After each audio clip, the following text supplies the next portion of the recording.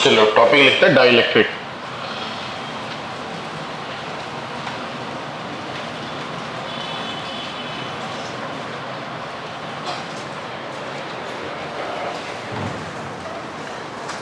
Dielectric मतलब एक प्रकार का non conducting medium. Non conducting medium. Non conducting क्यों? क्योंकि इसमें माइनस चार्ज और प्लस चार्ज बाउंडेड होते हैं।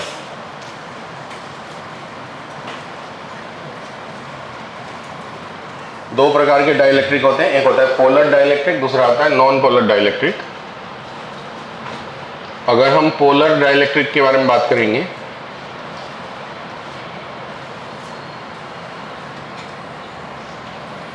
तो इसमें सभी जो एक प्रकार का ये डाइपोल है, माइनस और प्लस का कॉम्बिनेशन है जो कि एक दूसरे के साथ बॉन्डेड है, मतलब स्ट्रांगली अट्रैक्टेड है।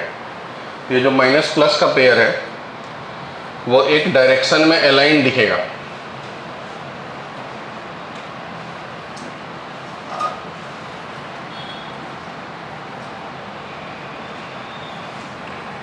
तो इसे बोलेंगे पोलर डाइलेक्ट्रिक, क्योंकि अगर ऐसा है अलाइन तो इसका एक डाइपोल मोमेंट क्रिएट होगा, नेट डाइपोल मोमेंट इसका क्रिएट होगा, मतलब नॉन जीरो होने वाला है। यह है नेट डाइपोल मोमेंट जो कि नॉन जीरो होने वाला है। तो ऐसा डाइलेक्ट्रिक जिसका dipole moment, net dipole moment zero ना हो, उसे कहेंगे हम लोग पोलर डाइलेक्ट्रिक। एग्जाम्पल के रूप में केमिस्ट्री का सभी पोलर मॉलिक्यूल, मतलब जैसे कि वाटर, NH3, CH3Cl, या फिर मान के चलो और भी कोई HF, HCl, जो भी पोलर मॉलिक्यूल्स हैं वो सब इसके एग्जाम्पल्स में। इसमें माइनस और प्लस बॉन्डेड है और सबका डायरेक्शन एक है, पर्टिकुलर डायरेक्शन में अलाइन है। दूसरा जो टाइप होता है उसे कहते हैं non polar dielectric. Non polar dielectric, इसमें जो डाइपोल के डायरेक्शन है वो रेंडम होते हैं, मतलब अलग अलग डायरेक्शंस में होंगे। ऐसा कोई फिक्स ओरिएंटेशन नहीं होने वाला है। तो फिक्स ओरिएंटेशन नहीं होने वाला तो इसका मतलब ये हुआ कि सभी का डाइपोल मोमेंट नेट मिला करके जीरो हो जाएगा। तो ऐसा डाइलेक्ट्रिक जिसका डाइपोल मोमेंट नेट जीरो हो उसे कहते हैं हम लोग non polar dielectric. Non polar molecules example के रूप में केमिस्ट्री का सभी non polar molecules. Non polar molecule मतलब जैसे कि मान लीजिए CH4, CCl4, ऐसा CH2Cl2, इसमें वैसे क्रिएट हो सकता है।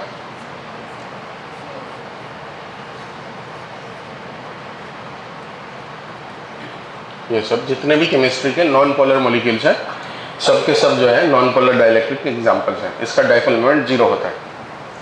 कोई भी नॉन पोलर डाइलेक्ट्रिक को पोलर डाइलेक्ट्रिक में कन्वर्ट कर सकते हैं। कैसे? जब एक्सटर्नल इलेक्ट्रिक फील्ड अप्लाई कर दिया जाए तो ये सभी जो नॉन पोलर डाइलेक्ट्रिक है इसका ओरिएंटेशन एक डायरेक्शन हो जाएगा, क्योंकि जब एक्सटर्नल इलेक्ट्रिक फील्ड अप्लाई करेंगे तो इस माइनस के ऊपर फोर्स लगेगा, इस प्लस के ऊपर फोर्स लगेगा, और फोर्स लग करके सभी को एक पर्टिकुलर डायरेक्शन में दिखाना चालू कर देगा। मतलब जो मान लो कि पहले ऐसे था तो माइनस पे फोर्स पीछे की तरफ लगा, प्लस पे फोर्स इधर की तरफ लगा, तो सभी को एक पर्टिकुलर डायरेक्शन में अलाइन कर देगा। तो किसी भी नॉन पोलर डाइलेक्ट्रिक को पोलर में कन्वर्ट किया जा सकता है by applying external electric field. और जब ये एक्सटर्नल इलेक्ट्रिक फील्ड की वैल्यू बहुत ज़्यादा हो जाती है, क्योंकि ये एक्सटर्नल इलेक्ट्रिक फील्ड फोर्स लगाता है, इस पे फोर्स पीछे की तरफ मान लो और इस पे फोर्स सामने की तरफ, जब ये बहुत स्ट्रांग हो जाएगा तो ये फोर्स इस बॉन्ड को तोड़ देगा, और जब ये बॉन्ड टूट जाएगा तब उसके बाद ये कंडक्टिंग मीडियम हो जाता है, क्योंकि सभी माइनस और प्लस फिर फ्री हो जाते हैं। तो यहाँ पर फ्री चार्ज आ जाता है। ऐसे माइनस प्लस फ्री हो जाएंगे, तो फिर ये मीडियम कंडक्टिंग हो जाता है। ये स्ट्रॉन्ग बहुत हो जाएगा तब ऐसा होगा। ऐसा जो होने का, जब ये टूट जाए तो ऐसे प्रोसेस को कहते हैं डाइलेक्ट्रिक ब्रेकडाउन। Dielectric breakdown. चलो लिखते हैं डाइलेक्ट्रिक के बारे में ये सब बातें।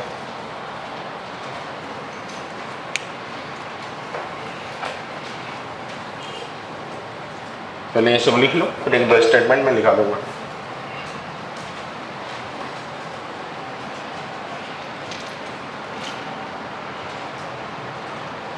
हो गया तो स्टेटमेंट लिखेंगे फिर।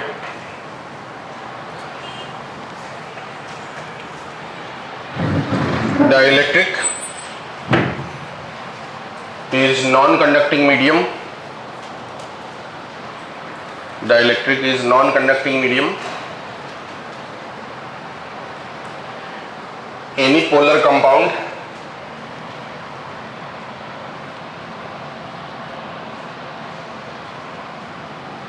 used as polar dielectric and non-polar compound used as non-polar dielectric. Any polar compound used as polar dielectric and non-polar compound used as non-polar dielectric.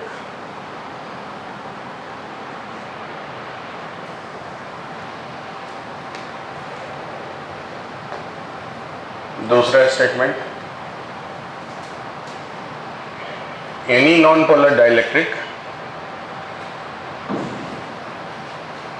can be converted to polar dielectric. Any non-polar dielectric can be converted to polar dielectric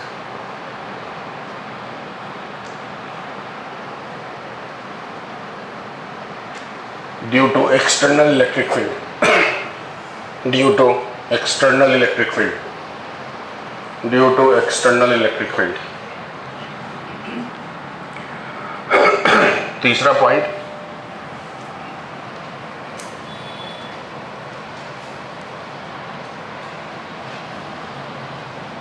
when external electric field is strong enough, when external electric field is strong enough,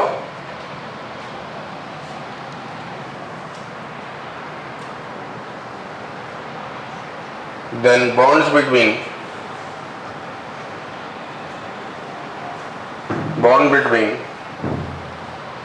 poles of dielectric broken.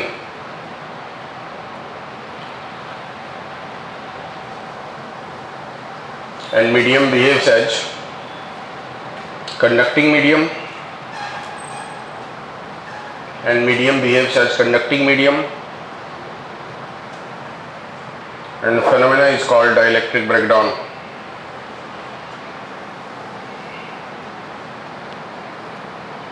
Phenomena is called dielectric breakdown.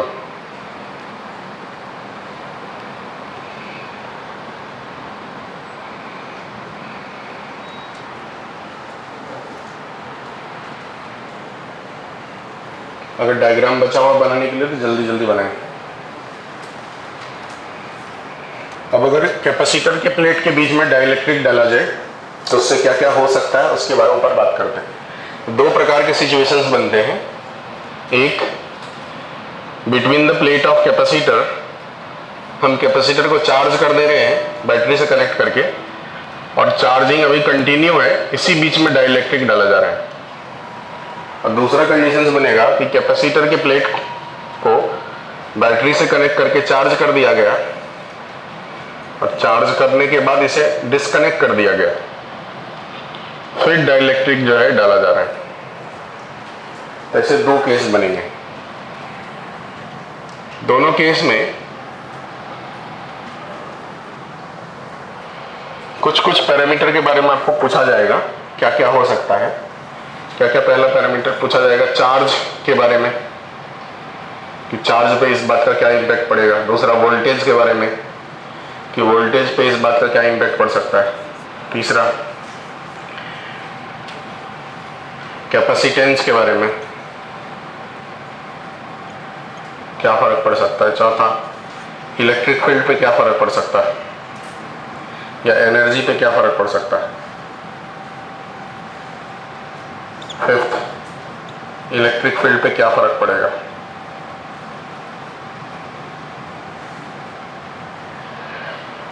तो जब battery continue है connected तो इस case में voltage constant होता है, ये बस आइडेंटिफाई करना है आपको।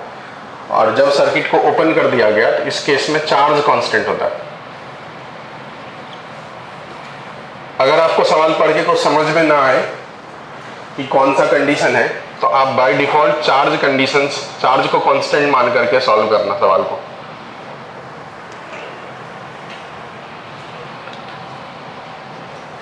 अब कैपेसिटेंस पे क्या फर्क पड़ेगा। तो पहले जो कैपेसिटेंस होता है बिना डाइलेक्ट्रिक का होता है epsilon not a by D, और विद डाइलेक्ट्रिक हो जाता है के times of epsilon not a by D. और आपको पता है के की वैल्यू 1 से बड़ी होनी है या कम से कम 1 होनी है। 1 होना है वैक्यूम के लिए, बाकी सब के लिए 1 से बड़ी होनी है। अगर के की वैल्यू 1 से बड़ी होने वाली है, इसका मतलब बाद का कैपेसिटेंस बड़ा होने वाला है। तो कैपेसिटेंस पे क्या फर्क पड़ेगा, तो दोनों जगह कैपेसिटेंस बढ़ने वाला है, इंक्रीजेज। इस केस में भी इंक्रीजेज, मतलब नया वाला कैपेसिटेंस के टाइम्स ऑफ पुराना कैपेसिटेंस होने वाला है। तो नया वाला कैपेसिटेंस के टाइम्स ऑफ पुराना कैपेसिटेंस होने वाला है। अब ये कह रहा है कि वोल्टेज कांस्टेंट है, तो इस कंडीशंस में वोल्टेज जो है वो कांस्टेंट रहने वाला है, और इस कंडीशन में चार्ज जो है वो कांस्टेंट रहने वाला है। तो आपको इस कंडीशन में वोल्टेज के बारे में सोचना है, इस कंडीशन में चार्ज के बारे में सोचना है। तो इसके लिए फॉर्मूला यूज करते हैं Q = C × V। अब अगर वोल्टेज कांस्टेंट है और कैपेसिटेंस बढ़ गया तो चार्ज क्या हो जाएगा, बढ़ जाएगा। तो जब वोल्टेज कांस्टेंट है उस केस में जो है चार्ज क्या होने वाला है, बढ़ जाएगा, इंक्रीजेज। इसका मतलब नया वाला जो चार्ज होगा के टाइम्स ऑफ पुराना चार्ज हो जाएगा। जो भी चीज बढ़ने वाला है उसमें के मल्टीप्लाई होगा, जो भी चीज कम होने वाला है उसमें के से डिवाइड होगा। यहाँ पर दूसरे वाले केस में जब चार्ज कांस्टेंट है तब वोल्टेज पे क्या फर्क पड़ेगा। तो जब चार्ज कांस्टेंट हो तो वोल्टेज पे क्या फर्क पड़ेगा, तो Q/C। अगर ये कांस्टेंट हो, कैपेसिटेंस बढ़ने से वोल्टेज कम होने वाला है, तो ये वाला केस में वोल्टेज जो है वो डिक्रीज करेगा। मतलब नया वाला वोल्टेज जो होगा पुराना वोल्टेज बाय के। एनर्जी की बात करते हैं, इसमें वोल्टेज कांस्टेंट है, एनर्जी का फॉर्मूला ½ CV² लगा देंगे। एनर्जी के दो फॉर्मूले यूज कर सकते हैं, या तो आप ½ CV² यूज करो या फिर Q²/2C यूज करो। तो जिधर वोल्टेज कांस्टेंट उधर ये लगा के देखो, वोल्टेज कांस्टेंट कैपेसिटेंस बढ़ेगा तो एनर्जी बढ़ने वाला है, इसका मतलब इस साइड में एनर्जी बढ़ेगा। एनर्जी बढ़ने का मतलब हुआ कि पहले की एनर्जी जितनी थी बाद की एनर्जी के टाइम्स ऑफ उतना हो जाएगा। और इस केस में जब चार्ज कांस्टेंट है तो ये वाला फॉर्मूला लगा के देखेंगे, चार्ज जब कांस्टेंट है तो कैपेसिटेंस बढ़ेगा तो एनर्जी कम हो जाएगी। इसका मतलब चार्ज कांस्टेंट के टाइम में एनर्जी कम होने वाला है। इसका मतलब पहले की जो एनर्जी होगी उसमें के से डिवाइड कर दो तो बाद की एनर्जी हो जाएगी। अब इलेक्ट्रिक फील्ड के बारे में बात करते हैं। इलेक्ट्रिक फील्ड जब वोल्टेज कांस्टेंट हो तब क्या होगा, तो दो पैरेलल प्लेट कैपेसिटर के बीच में अगर डिस्टेंस d हो तो इलेक्ट्रिक फील्ड का फॉर्मूला होता है V/d।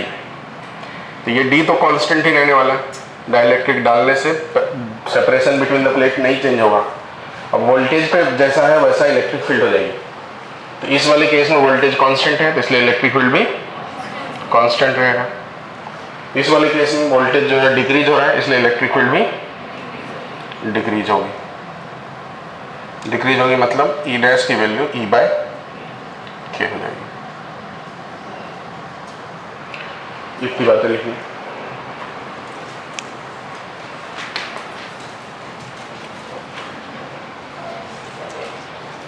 हो गया, चलो नेक्स्ट लिखो सवाल।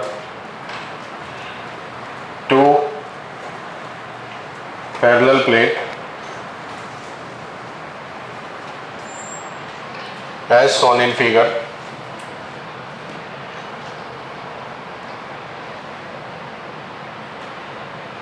Find the equivalent capacitance between the plate.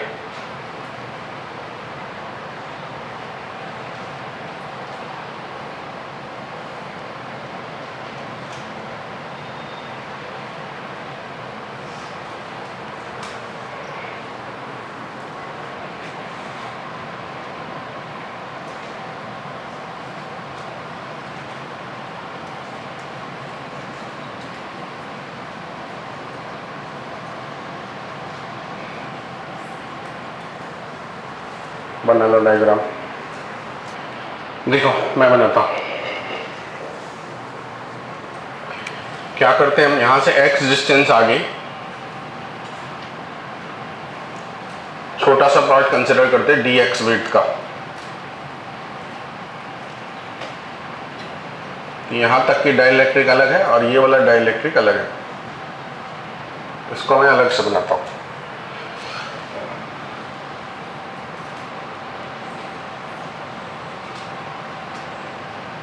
यहाँ तक की डाइलेक्ट्रिक जो है वो K1 है, नहीं K2 है, और ये वाला K1 है।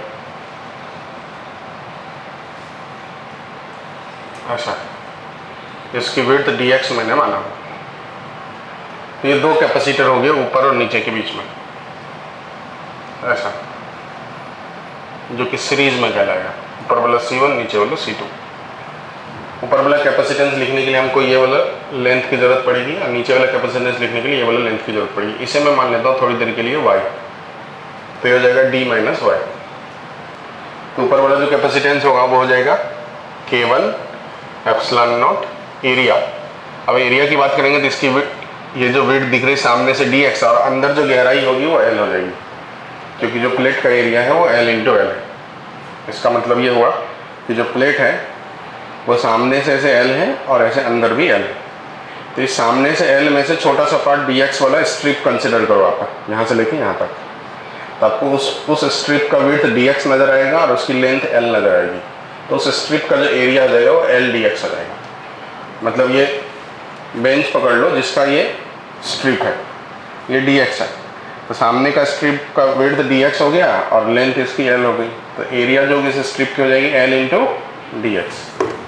तो इसलिए रखना है यहाँ पर area L into dx by distance.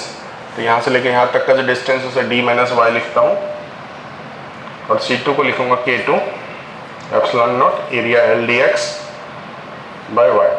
अब ये y को इन टर्म्स ऑफ x लिखना है। उसके लिए क्या करते हैं, इस ट्रायंगल को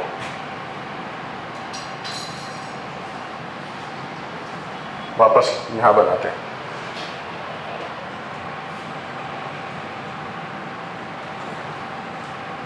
ये डिस्टेंस d है, ये वाला y है इस जगह में, ये एंगल थीटा, ये वाला लेंथ x है और ये वाला लेंथ L है।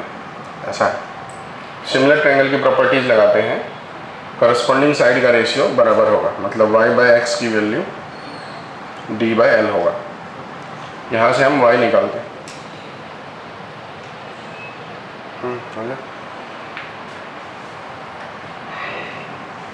यहाँ से y की वैल्यू हो जाएगी x into D by L.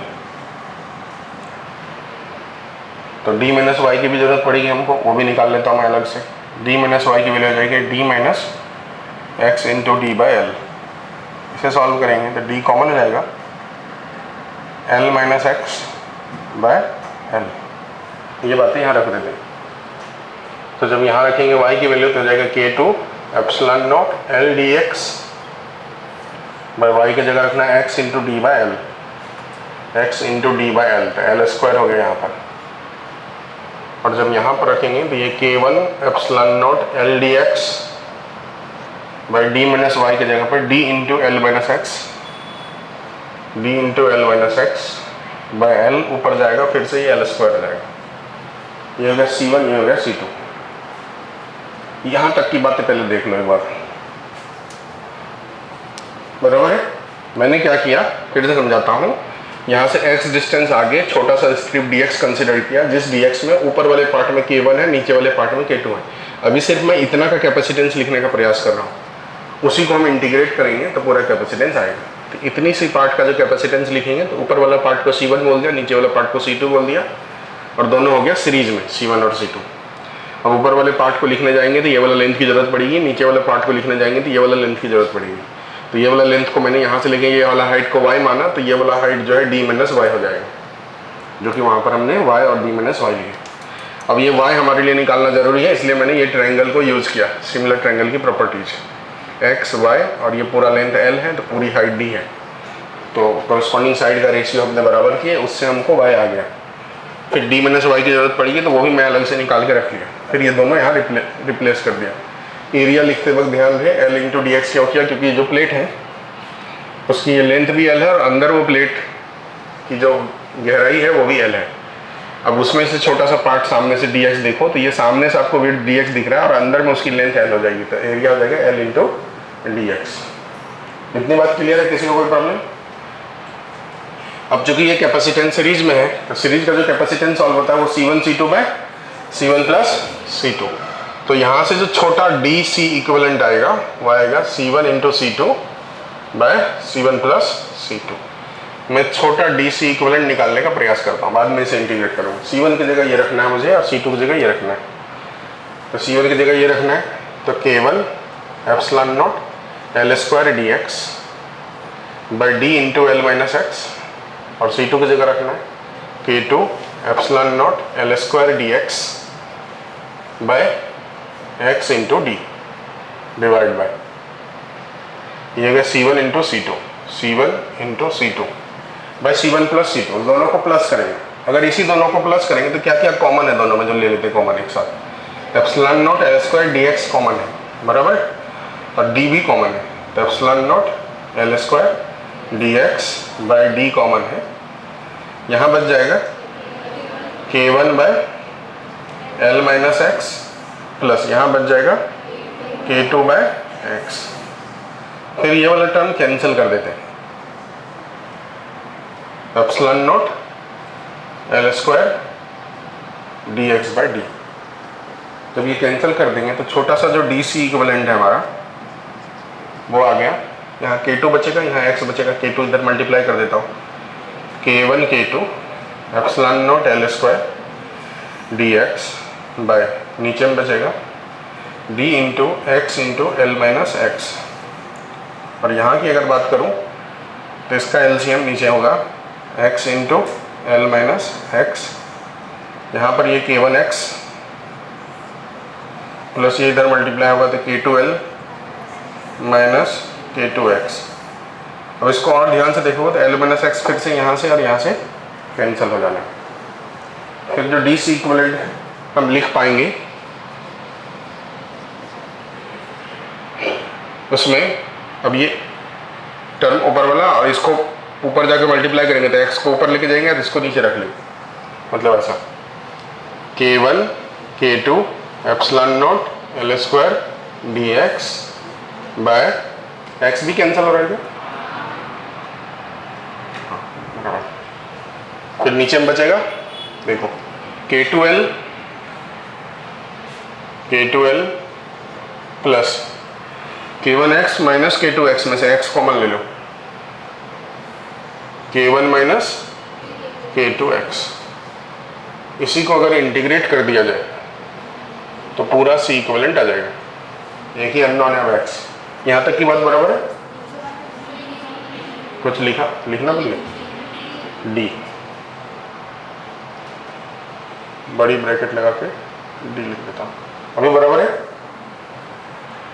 अब जो जो कांस्टेंट से बाहर रख लेते हैं, क्या क्या कांस्टेंट है, K1 K2 epsilon not L square by D constant है, इंटीग्रेशन ऑफ dx बाय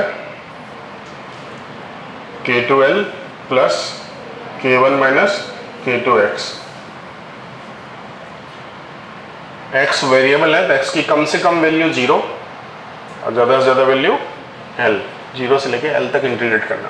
अब इंटीग्रेट बाद में करेंगे, पहले आप इंटीग्रेशन के बेसिक कॉन्सेप्ट को रिकॉल कर लो। अगर dx बाय x रहता है तो इंटीग्रेशन उसका log x हो जाता है। इसी में अगर dx बाय 2 प्लस एक्स रहे तो हो जाएगा log 2 प्लस एक्स। अगर इसी में integration dx by 2 plus 3x रहे तो जाता है इंटीग्रेशन log 2 प्लस बाय 3। जो कॉफिशिएंट है x का उससे क्या करना है, डिवाइड करना है। ऐसा ही पैटर्न है ये, मतलब आप समझो कि ये k है तो l जो है वो 2 है और ये k1 माइनस k2 जो है 3 है, साथ में x है। तो अगर सेम पैटर्न को फॉलो करेंगे तो हो जाएगा k1 k2 epsilon naught l square by d into log, ये पूरा टर्म लिखना है मुझे, k2l plus k1 minus k2x, limit from 0 to l लगाना है, डिवाइड बाय, इससे डिवाइड करना है, मतलब किससे डिवाइड करना है, k1 माइनस k2 से डिवाइड करना है, लिमिट लगानी है फ्रॉम 0 टू l। अब इसमें फिर से डेटा रखते हैं हम,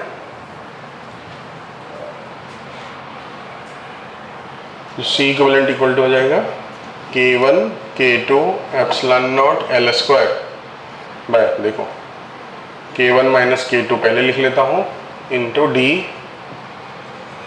लॉग में x की जगह एक बार l रखना और एक बार x की जगह 0 रखना है। जब लॉग में x की जगह l रखेंगे तो हो जाएगा देखो k2l plus k1l minus k2l, ये हो जाएगा k2l plus k1l minus k2l, और माइनस लॉग में x की जगह जब 0 रखेंगे तो ये पूरा टर्म 0 हो जाएगी, सिर्फ यही बचेगा k2l।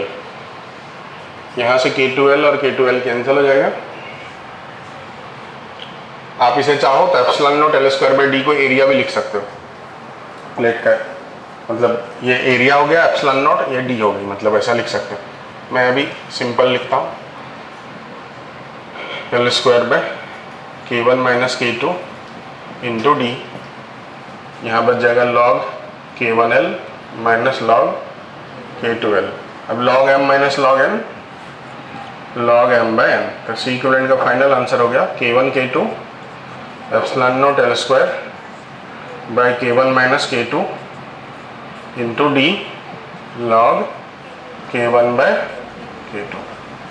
ये फाइनल आंसर है। आपको अगर हो सके तो इस सवाल का आंसर याद रख लेना, क्योंकि इतना प्रोसेस आप कर नहीं पाएंगे, जैसे आप हाईलाइट करके आंसर लर्न रखना, बना दो।